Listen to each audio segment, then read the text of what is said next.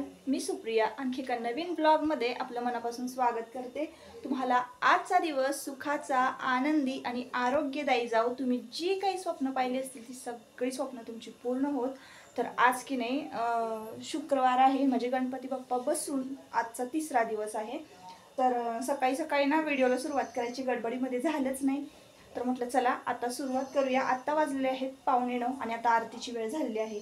जवळजवळ घरातल्या सगळ्या मेंबर्स जे आहेत त्यांच्या आंघोळा म्हणजे उरकलेल्या आहेत। तर म्हटलं चला आता एक रेसिपी शेअर करत होते मी तुमच्याबरोबर, एक रेसिपी करत होते, तर म्हटलं चला तुमच्याबरोबर शेअर करूया। तर ही मेथीची भाजी आहे। आता मेथीची भाजी थोडीशीच आहे, तर मी म्हटलं चला आता ह्याचं काहीतरी करूया। तर ही भाजी की नाही मी MP मध्ये खाल्ली होती, म्हणजे इंदोरला आमचे पाहुणे आहेत ना, एकदा मी तिकडे गेले होते तर त्यांच्या घरी मी तशी भाजी खाल्ली होती आणि अचानक मला आठवलं की छान लागत होती, तर आपण तशी करून बघूया। आता रेसिपी तर एवढी काय आठवत नाही, पण करण्याचा प्रयत्न करते, कशी झाली आहे ते पण सांगते आणि रेसिपी तुमच्याबरोबर शेअर करते। तर ज्या वेळेला आपण खूप गडबडीमध्ये असतो ना ताईंनो, त्यावेळेला नेमकं ह्या तेलाच्या भांड्यातलं तेल संपलेलं असतं।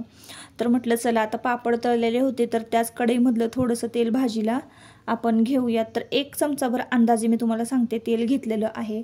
त्यामध्ये आता आपल्याला ना मोहरी घालायची आहे। तर बाजूला तुम्ही पाहत असाल पाणी सुद्धा तापायला ठेवलेलं आहे।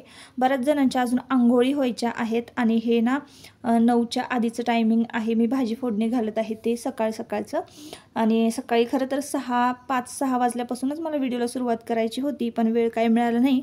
एक काम आटपलं, त्याच्या पाठोपाठ दुसरं काम लगेचच लागत गेलं, त्यामुळे काही व्हिडिओ उशिरा थोडासा शूट केलेला आहे। असो, तर इकडे बघा आता मी कशी भाजी केलेली आहे। तर 1 चमचाभर तेल घातलं, थोडंसं जिरं घातलं, 2-4 मिरच्या मोडून घातलेल्या आहे। जास्त भाजी आपल्याला तिखट करायची नाही, कारण मुलांच्या दोन्ही डब्याला द्यायची आहे, दोघांच्याही डब्याला द्यायची आहे, देवांशला सुद्धा द्यायची आहे। त्यामुळं 4-5 मिरच्या ज्या होत्या त्या मी मोडून घातलेल्या होत्या। जिरं छान फुललं की लगेचच मिरची घातली।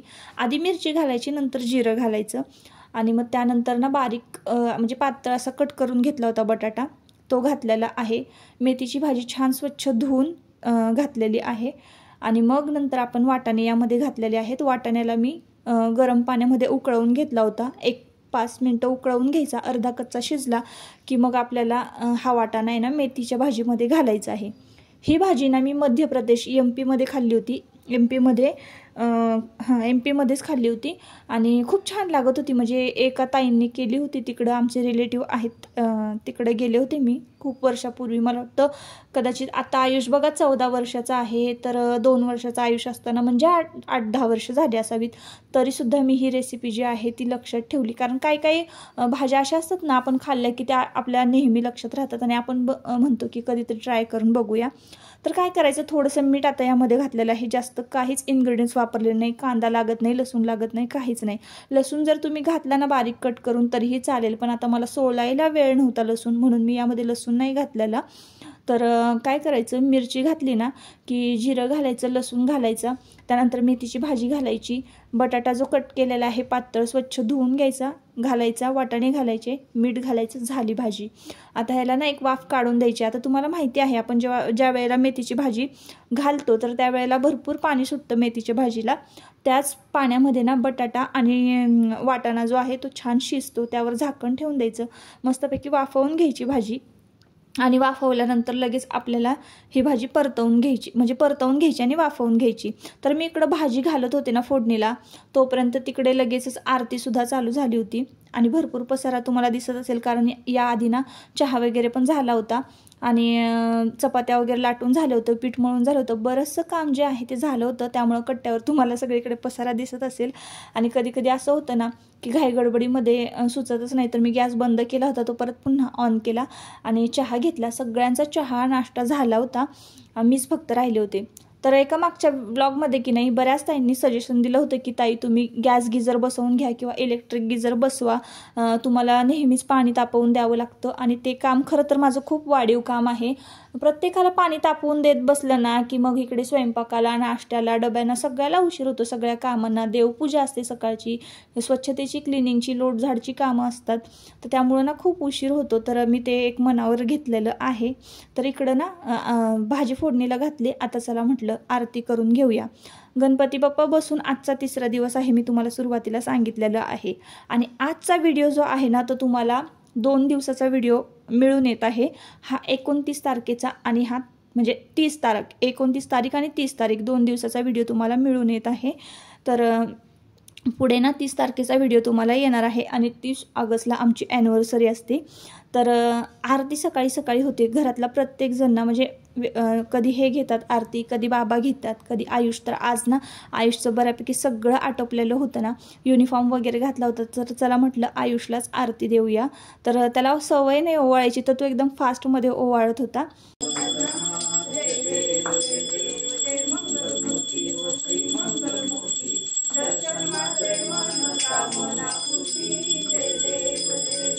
गणपती बाप्पा मोरया, मंगलमूर्ती मोरया,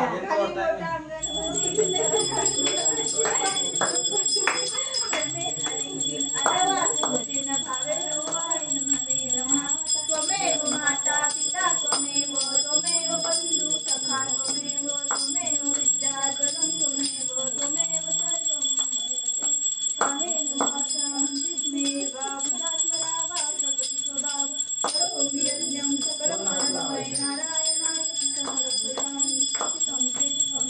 तर सकाळी सकाळी ना सगळ्यांना घराबाहेर पडण्याची गडबड असते. आयुषला स्कूलमध्ये जायचं असतं, कोणाला कामासाठी बाहेर जायचं असतं.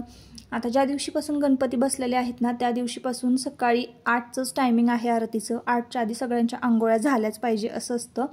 तर गॅस गिझर आता आमच्याकडे कसं आम्ही सोलर बसवलेलं आहे, तर त्यामुळं ना उन्हाळ्यामध्येच फक्त त्याचं पाणी तापतं आणि हिवाळ्यामध्ये तर ना हिवाळ्यामध्ये पण बरंचसं म्हणजे बघा ऊन पडत नाही, दुपारचं थंडीच असते, असं ऊन कडकडीत पडत नाही. तर त्यामुळं ना 1-2 माणसांचीच आंघोळ होते सकाळी सकाळी. त्यानंतर सगळं थंड पाणी येतं सोलरला. आणि मग पावसाळ्यामध्ये तर 4 महिने अजिबात कसलंच पाणी येत नाही. त्यामुळे आहे ना ताईंनो, तुम्ही जर सोलर बसवणार असाल ना तर अजिबात काहीच उपयोग नाही सोलर बसवून. जर तुम्ही विदर्भात राहत असाल, बऱ्यापैकी तुमच्याकडे चांगलं ऊन पडत असेल ना तर सोलर तुमचं काम करणार आहे.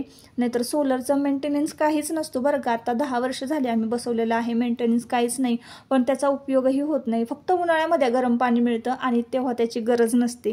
तर मी विचार करते की बसवूया, कारण तुम्ही पण मला सजेशन दिलेलं आहे की ताई गॅस गिझर किंवा इलेक्ट्रिक गिझर बसव, म्हणजे तुझं काम सोपं होईल. तर तिकडे आता बाथरूममध्ये ना मी वॉशिंग मशीन ठेवलेली आहे, तर तिथं आता बघते मी काहीतरी ट्राय करते, ॲडजस्टमेंट करते. नक्कीच मी आता गिझर बसवून घेणार आहे लवकरात लवकर, म्हणजे तेही माझं काम सोपं होईल आणि थोडासा माझा वेळ वाचेल. तर आता इकडे आरती करेपर्यंत भाजी शिजलेली होती. भाजी कशी शिजलेली आहे, कशी झालेली आहे तुम्ही बघता आहात. चवीला एकदम मस्त झाली होती. दोघांच्याही डब्याला मी दिली. तर देवांशनं तरी खाल्ली, पण आयुषनं खाल्ली नाही. आयुष खूप नखऱ्याचा आहे. तर असो, पण भाजी खूप छान झाली होती. त्यानंतर ना मी इकडे ढोकळा केला होता नाश्त्याला. तर शेजारच्या काकूंनी ना म्हणजे भात घालून दिला होता त्यांच्या भांड्यामध्ये. तर त्यांच्या भांड्यामध्ये ना मला ढोकळा द्यायचा होता, रिटर्न त्यांचं भांडं परत द्यायचं होतं ना. तर सकाळी सकाळी मी इकडे ढोकळा पण शिजवून घेतलेला होता.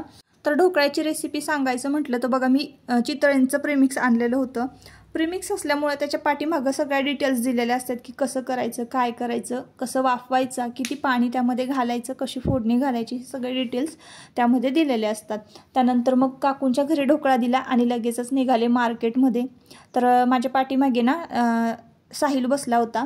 तर कसं आहे, मला 2 व्हीलरची म्हणजे डबल शीटचं एवढं डेअरिंग नव्हतं. तर तो म्हणाला चल आता तुझं डेअरिंग वाढव, तुझी प्रॅक्टिस होईल, मी आहे तोवर. तर त्याला घेऊनच मी आता मार्केटमध्ये निघाले. 1-2 कामं होते ते पूर्ण केले आणि मग त्यानंतर कुठलंच ब्लॉग म्हणजे शूट केलंच नाही. तर त्यानंतर हा दुसऱ्या दिवशीचा ब्लॉग आहे 30 तारखेचा, ज्या दिवशी आमची ॲनिव्हर्सरी होती.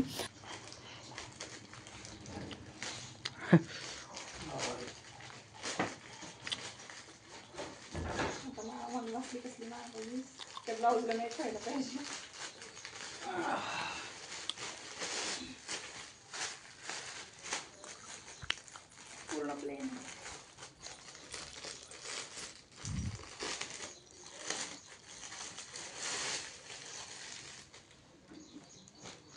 खाली कॉटन मस्त आहे कापड है ना. तो ब्लाउज आण बघितलं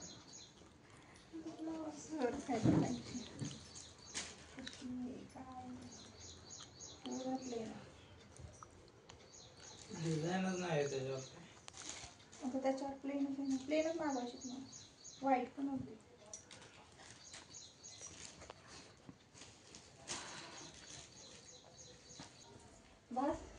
तर बघा ताईंनो, इकडं लगेच तुमच्या दादांनी साडीचा रिव्ह्यू दिलेला आहे. साडी कशी आहे ते तुम्हाला कळलंच असेल.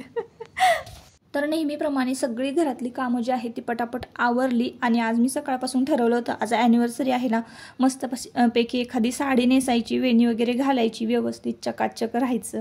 म्हणजे कसं नेहमीच आपण ड्रेसवर मळकटलेलं गाऊन असतो, विस्कटलेली केस, असंच आपण नेहमी राहतो, म्हणजे एवढं लक्ष देत नाही स्वतःकडं.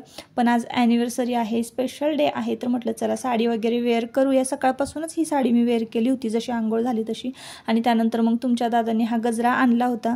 गणपती बाप्पांना हार फुलं घ्यायला गेले ना, तेव्हा त्यांनी त्यांच्या मनात काय आलं असेल तर 12-13 वर्षातनं, मला वाटतं 15 वर्षातनं मला पहिल्यांदा हा गजरा तुमच्या दादांनी स्वतःच्या मनाने आणलेला आहे.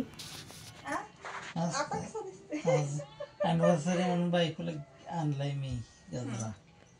माझं बघा कशी मस्त दिसते. बायकोवरचं प्रेम, बायकोवरचं प्रेम ही गजरा. फुलं जी आहेत ना गुलाबाची, ती पण मीच लावल्यात, मीच आणल्यात लावून. हो हो, मामानच लावल्यात, मामानच लावल्यात. ही खोटं बोलती, खोटं बोलती. मामाची साथ देतोय. आज तुला पोरगी नाही बघणार मी, राहू दे, नको बघू. जाऊन दे.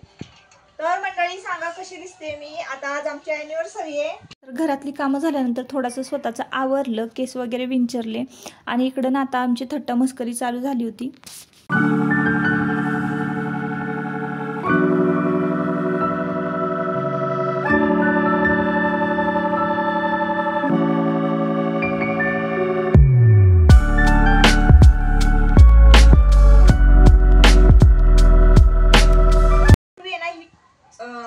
मी ही साडी बघितलेली, तर असंच बाजारामध्ये गेले होते ना, तर एक ब्लाऊज घेऊन आले. आता ब्लाऊज घेऊन आले, मला वाटलं कुठल्या तरी साडीवर तो मॅच होईल, पण तो झालाच नाही.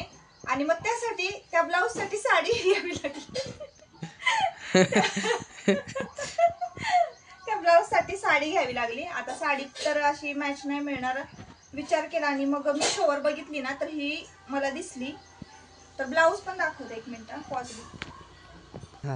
तर आता हे फिटिंग टाकायचंय म्हणून ब्लाऊजची अवस्था अशी म्हणजे उसवून ठेवलाय ब्लाऊज. तर हा ब्लाऊज ना किती 200 रुपयाला मिळाला. आता ब्लाऊजची प्राइस तुम्हाला माहिती आहे की ब्लाऊज बघा 400-300च्या पुढेच आहे, जरी ऑनलाईन तुम्ही घेतला तरी सुद्धा. पण आमच्याकडे गणपती निमित्त ना सेल लागला होता, तर मग सेलमध्ये मी हा ब्लाऊज 200 रुपयाला घेतला. इतका छान आहे.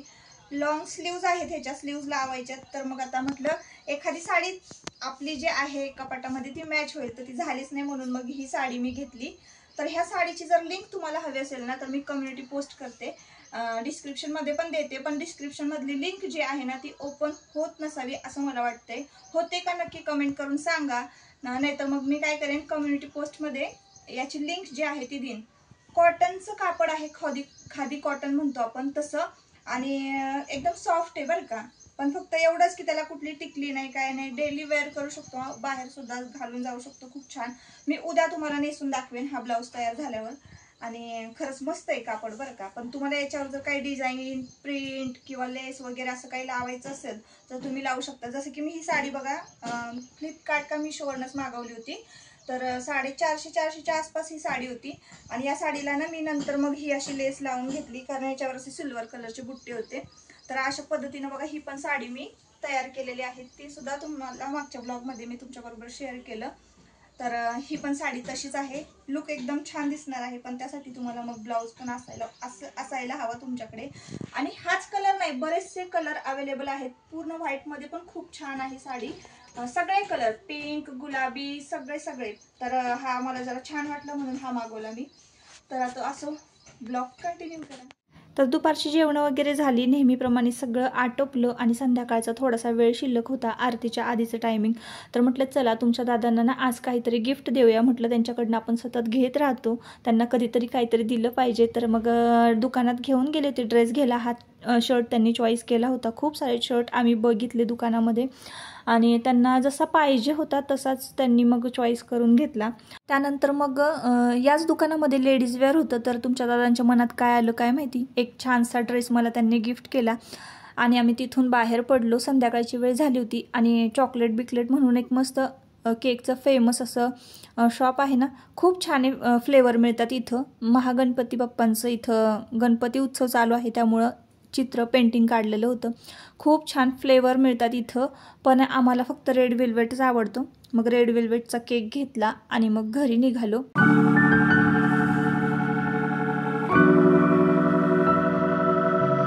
तर घरी पोहोचल्यानंतर बघा असा काही ड्रेस तुमच्या दादांनी माझ्यासाठी चॉईस केला होता. कशी आहे दादांची चॉईस नक्की कमेंट करून सांगा. आणि दादांचा फोर्स होता आत्ताच घाल, त्यामुळे विदाऊट फिटिंगचा मला वेअर करावा लागला.